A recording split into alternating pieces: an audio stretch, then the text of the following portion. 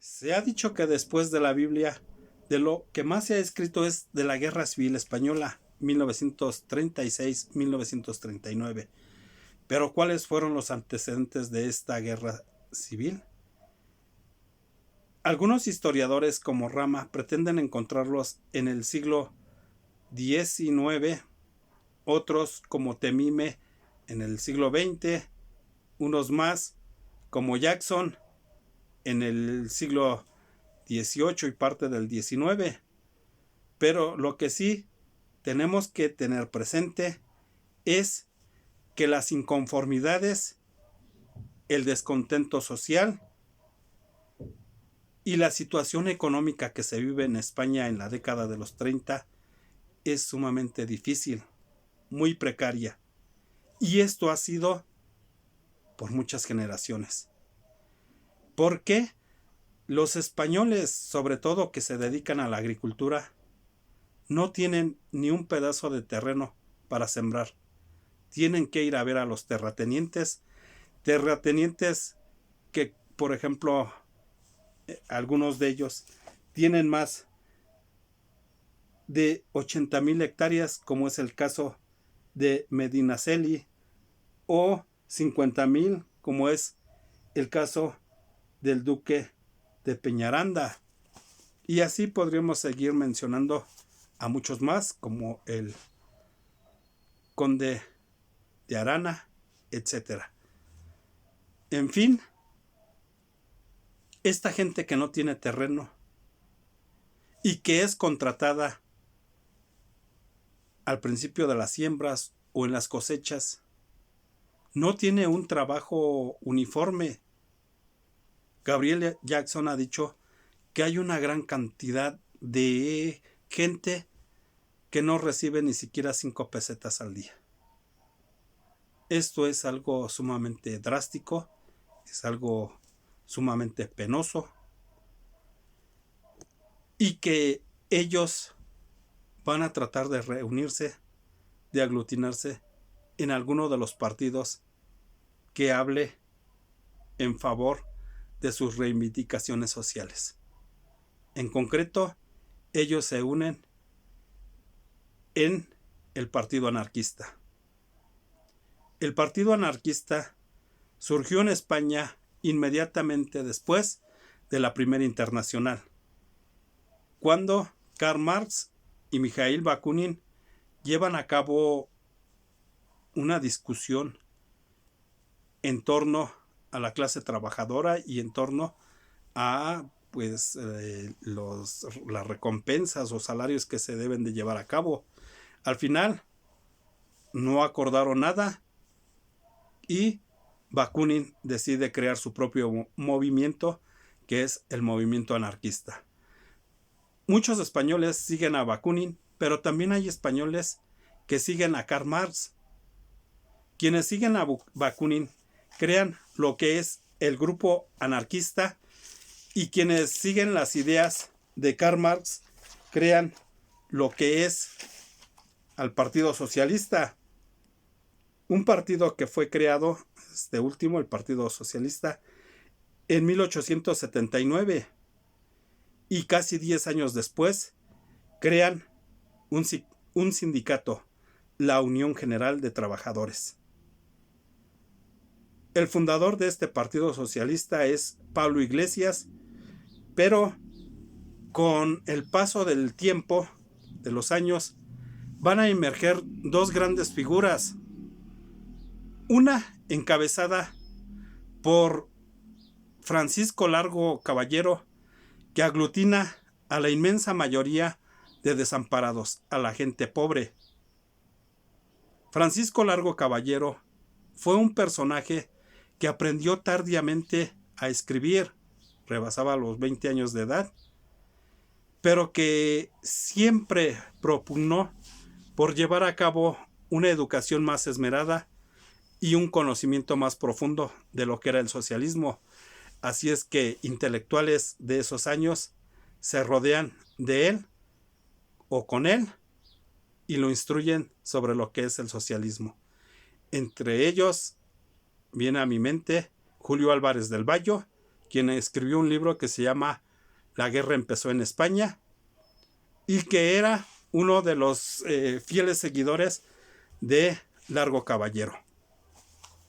Por el otro lado tenemos a Indalecio Prieto. Indalecio Prieto era un consumado orador, una persona de condición económica más o menos cómoda, y que era seguido por una gran cantidad de gente que se dedicaba a la política y de gente que tenía dinero. De tal manera entonces que aquí tenemos a la contraparte, la masa que sigue a Caballero, y los políticos de alto nivel que siguen a Indalecio Prieto. Los que están aglutinados dentro del partido anarquista, pues es gente mucho más pobre, es gente que pretendió escuchar aquellas ideas que fue diseminando el maestro pedagogo Fernando Ferrer, y que por esas ideas anarquistas pues, fue muerto.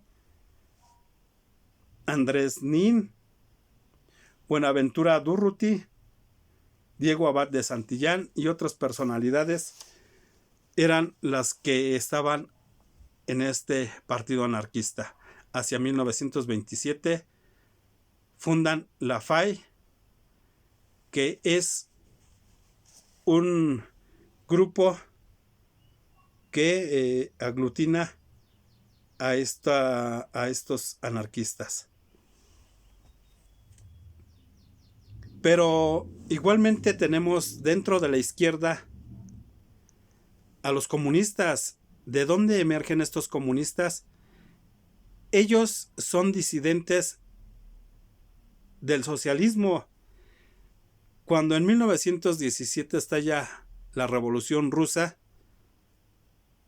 muchas personas del grupo socialista deciden retirarse de la URSS porque consideran que una vez que se conforma en 1924 como la Unión de Repúblicas Socialistas Soviéticas, pues ya tienen muy poco en común.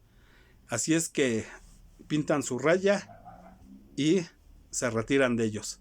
Pero hay un grupo de españoles que sigue a esa Unión de Repúblicas Socialistas y decide crear un grupo que se llama el Partido Comunista.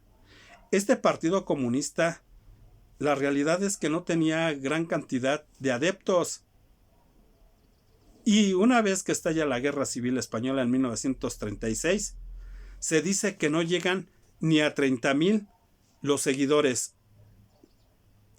Pero a medida que avanza la Guerra Civil, vamos a ver cómo poco a poco socialistas y anarquistas se van uniendo a los comunistas, sobre todo porque estos comunistas comienzan a recibir apoyo económico, de armas y de entrenamiento militar por parte de la Unión de Repúblicas Socialistas, cosa que muy pocas naciones hicieron en favor de la República. Se habla que apoyan a esa República del Frente Popular solo 3 naciones: la URSS, Francia y México. La realidad es que por ahí debe de haber algunas otras naciones, pero quienes más decididamente apoyaron a esa república encabezada por Manuel Azaña fueron estos 3 países.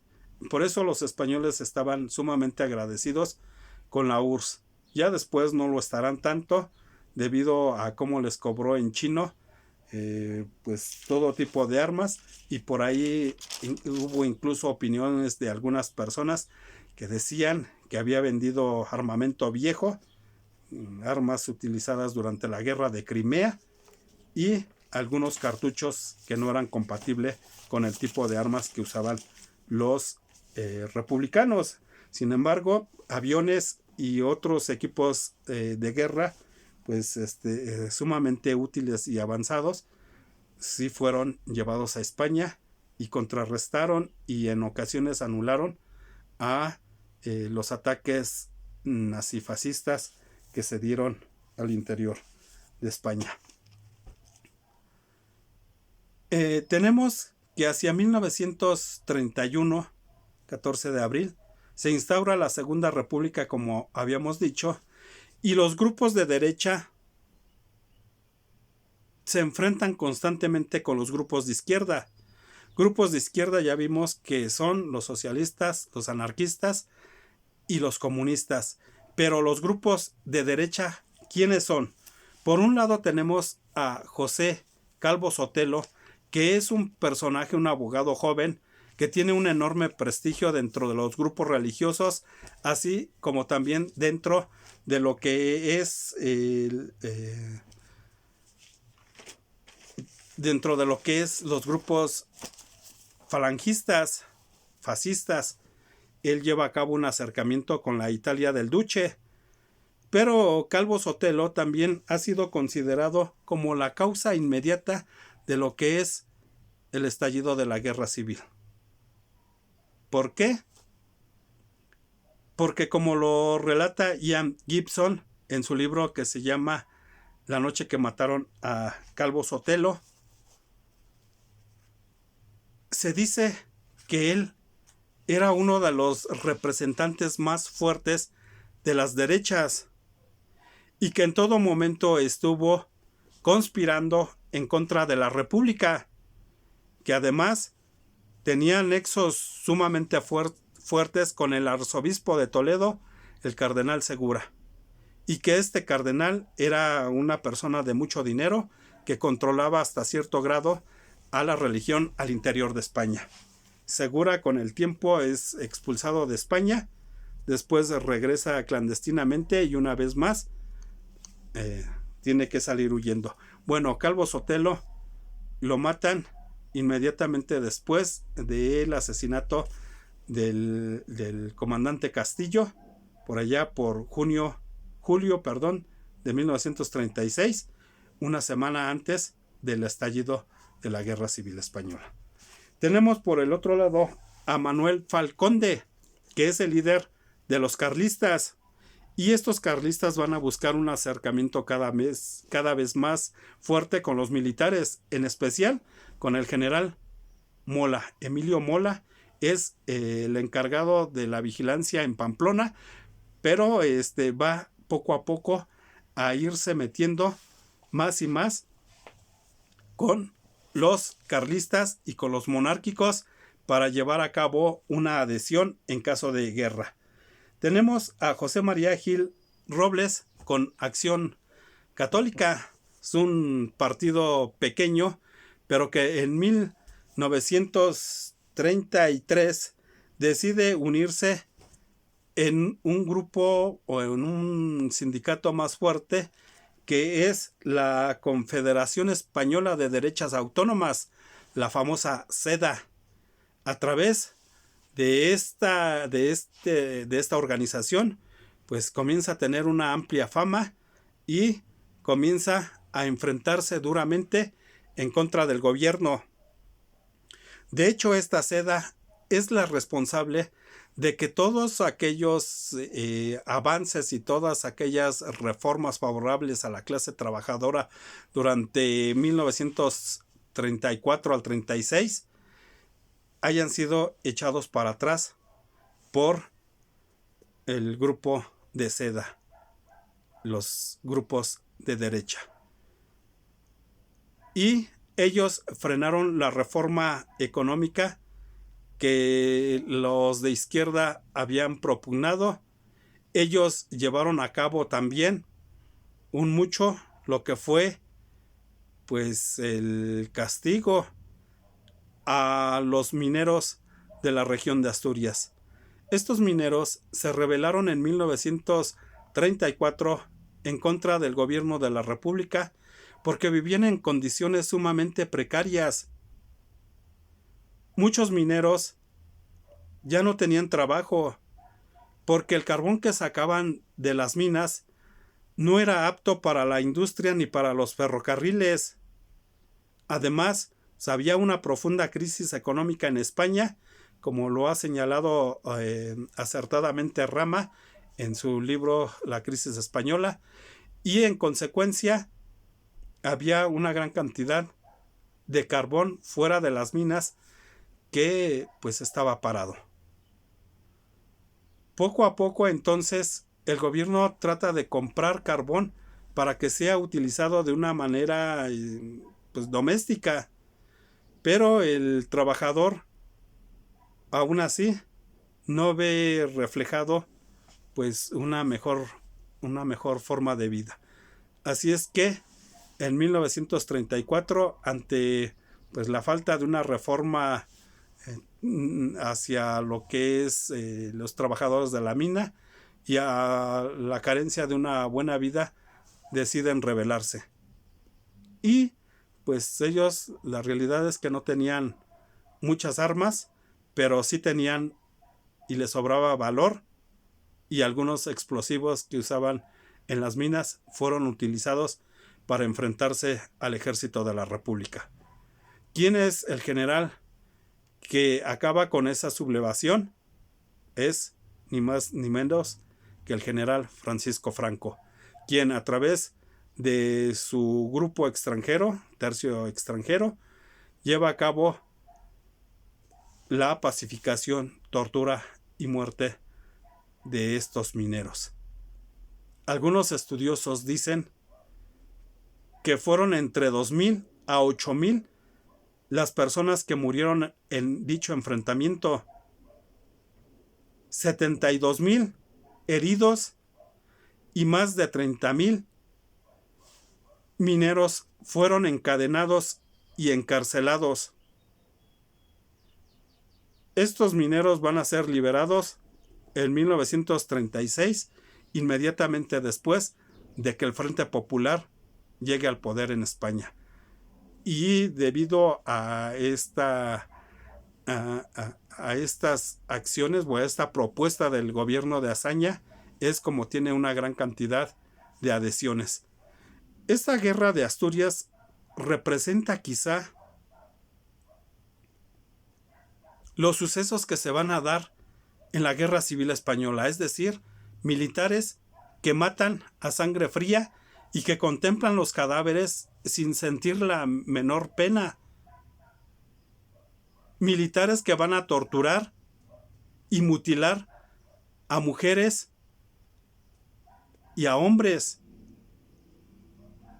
y que sin ninguna compasión encierran en las prisiones. Las fuentes que hablan en torno a esta rebelión de Asturias son pocas. No se sabe a ciencia cierta por qué empezó. No se sabe, y no se sabía mucho menos en 1934, qué es lo que efectivamente había pasado en esa región. Y muy tarde pues, apareció la cantidad más o menos real del número de muertos y la cantidad de prisioneros. Como sea, pues fue algo que provocó esta Guerra Civil Española de 1936. Tenemos también, por otro lado, la participación del general José de Sanjurjo. Él creó la famosa Unión Militar Española, la UME, y él era uno de los generales más prestigiosos y más viejos que tenía el ejército español. De hecho, cuando en 1931 se está por proclamar la República, el rey Alfonso XIII decide ir a ver a José de Sanjurjo para ver si lo va a seguir apoyando o no. Y él, como representante del ejército, le dice que no. Sanjurjo tenía sus motivos personales, porque él había sido amigo íntimo de Miguel Primo de Rivera. Y recuérdese que Miguel Primo de Rivera fue un personaje muy aclamado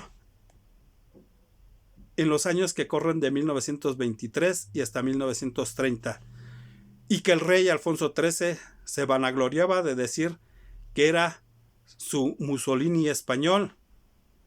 Pero como las condiciones económicas de España no mejoraban y toda la gente estaba sumamente descontenta, el rey le echa la culpa de lo que está pasando a Miguel Primo de Rivera y sale del gobierno con enorme desprestigio. Entonces, José de Sanjurjo es el personaje que decide no apoyar a la monarquía. El rey sale y Sanjurjo se queda en España. En 1932 le da un golpe de estado, 1931 le da un golpe de estado a la República, es capturado y él dice que no tenía nada en contra de la República, sino en contra de las Cortes. En 1932 es absuelto y sale exiliado en dirección a Portugal. Ya en la guerra o en los preparativos de la guerra de 1936, decide subirse a un avión y ponerse al frente de la rebelión. Pero para su mala fortuna, el avión es envuelto por una bolsa de aire y choca contra las rocas, muriendo instantáneamente. Finalmente tenemos de lo que es el grupo de derechas a una pequeña organización que se llama la Falange Española. Esta Falange Española fue creada por José Antonio Primo de Rivera, hijo del general o dictador Miguel Primo de Rivera, y había creado a esta organización para tratar de contrarrestar todas esas burlas y toda esa mala fe que le tuvieron a su padre. Esta Falange Española copiaba en todos los aspectos a el fascismo italiano, con la excepción de que no atacaba a la religión. Primo de Rivera era un personaje sumamente carismático, pero era un señorito, siempre andaba pulcramente vestido, hablando bien y un gran conversador. Había otras personas y otros grupos pequeños que también admiraban al fascismo y sobre todo al nazismo, a Adolfo Hitler, entre ellos Ramiro Ledesma, que incluso es el primer español que traduce Mi lucha del alemán al español. Y está Onésimo Redondo. Ambos crean las Juntas de Ofensiva Nacional Sindicalista, que para 1935 se unen a la Falange, de tal manera que ahora sería Falange Española de las Juntas de Ofensiva Nacional Sindicalista, y en 1937 Franco une aún más a los monárquicos y entonces se llamará Falange Española Tradicionalista de las Juntas de Ofensiva Nacional Sindicalistas. Pero para estos años, pues ya Onésimo Redondo y Primo de Rivera no son los líderes de los partidos. Primo de Rivera muere o lo matan en el primer año de guerra civil. Entonces ahí tenemos a los grupos que se enfrentan en esta guerra civil española. Por un lado, los, entre comillas, liberales, por el otro, los de derecha. Pero hay una gran cantidad de descontentos dentro de los grupos de izquierda. De hecho, los enfrentamientos a los que fueron objetos entre la Unión General de Trabajadores y la CNT tuvo lugar en la década de los 10, de los 20 y aún avanzada la Guerra Civil Española. Todavía se da el enfrentamiento entre anarquistas y socialistas. No pasa lo mismo con el grupo de derechas. Ellos están más unidos, pero igualmente buscan apoyo exterior y buscan sobre todo el apoyo de la religión y del ejército, cosa que lograrán, pero que desafortunadamente para ellos no fue suficiente en las elecciones de febrero de 1936, porque para ese año se han aglutinado todas las fuerzas de izquierda: la Unión Republicana de Martínez Barrio, la Izquierda Republicana de Manuel Azaña y Marcelino Domingo, el Partido Socialista con la Unión General de Trabajadores y su líder Largo Caballero e Indalecio Prieto, el Partido Sindicalista de Ángel Pestaña, el Partido Comunista, el Partido Nacional Republicano de Felipe Sánchez y la Esquerra Catalana. Es decir, que los grupos de izquierda logran una victoria aplastante en las elecciones de febrero de 1936. Pero no es el inicio de la violencia en España, la violencia entre partidos. Esta ya se había venido dando casi desde la implantación de la República, cuando de la nada algunos periódicos publicaban que monjas habían sido violadas, que a niños se le habían sacado los ojos y que esto era cosa de los rojos, de los comunistas, y siempre trataron de buscar que la opinión pública estuviera en contra de los españoles de izquierda. Para 1935 comienza a aparecer una gran cantidad de pistoleros de ambos bandos, tanto de derecha como de izquierda. Y estos pistoleros matan a diestra y siniestra a los enemigos de uno u otro bando. Pero de febrero de 1936 a julio del mismo año, pareciera que los movimientos de protesta son más fuertes. En un principio, Manuel Azaña decide que la población se manifieste como quiera. Están sumamente contentos de que han ganado las elecciones y festejos y desfiles se dejan ver por toda España, pero muchos de estos desfiles terminan en tragedia, en enfrentamientos contra las otras fuerzas, contra las fuerzas de derecha. Y entonces, poco a poco, se va a dar ese enfrentamiento entre falangistas contra socialistas, falangistas contra comunistas, carlistas contra socialistas, etc. Y la prensa va a explotar estos sucesos, agrandando las cosas, hasta que pues viene la Guerra Civil Española el 17 de julio de 1936. Muchas gracias, les agradezco.